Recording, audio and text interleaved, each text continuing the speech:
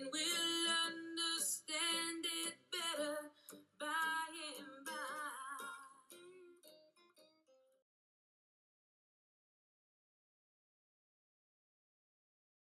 Welcome to Advocate with Dr. Rufus Lowe, where we aspire each and every day to eradicate the silence of good people who allow bad things to happen.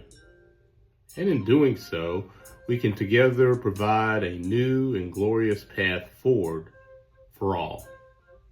Our conversation will be based on the teachings of my latest book entitled Shadow Tolerance, Your Guide to Accepting Racial Difference. Shall we begin? Let us start with the basics. What exactly is DEI? DEI stands for diversity, equity, and inclusion. These are principles and practices organizations use to make sure everyone gets a fair shot and can fully participate, especially those who have faced discrimination or been underrepresented in the past. Simply put, DEI is about creating spaces where people are treated fairly, no matter their background, race, gender, or ability.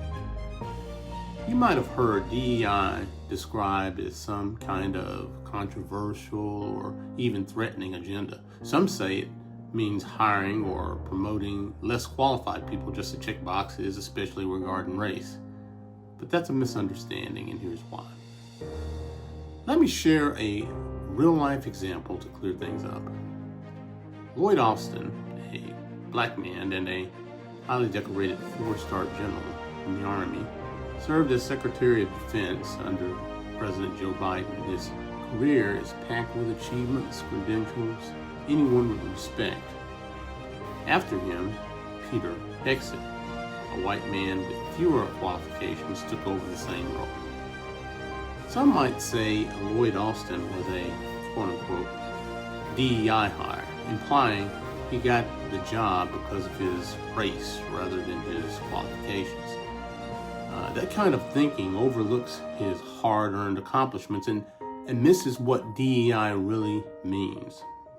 DEI isn't about lowering standards, it's about leveling the playing field.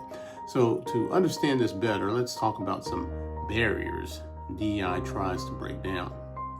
Words like tokenism, cronyism, nepotism, privilege, and entitlement often play a bigger role in who gets ahead than many people realize. Tokenism is when someone from a marginalized group is given a role just to look diverse without real power or respect. Cronyism means favoritism based on personal relationships rather than merit. Nepotism is giving jobs or perks to family members regardless of qualifications. Privilege and entitlement are unearned advantages some groups have simply because of their social status, race, or even connections. These isms have kept the status quo in place, making it harder for talented people from marginalized groups to succeed. DEI works to dismantle these unfair systems and to make sure everyone has a fair chance. Going back to our example, if a less qualified black person were chosen over a more qualified white person just to check a box, that would be an example of tokenism, and it doesn't help anyone. But Lloyd Austin's case is different. His rise came from merit, skill, and dedication, not just his race. Some argue DEI discriminates against white people, but that's a misconception. DEI aims to fix imbalances and create fairness, not reverse discrimination or claim one's group is better than another. It recognizes that talent exists in all communities and everyone deserves an equal shot. If we don't look closely at cases like Lloyd Austin's, we might fall into the trap of assuming white people are always more qualified than black people, which simply is not true. Merit and qualifications should always be the focus, no matter someone's race or background. In the end, DEI is about fairness, it's about respect and opportunity.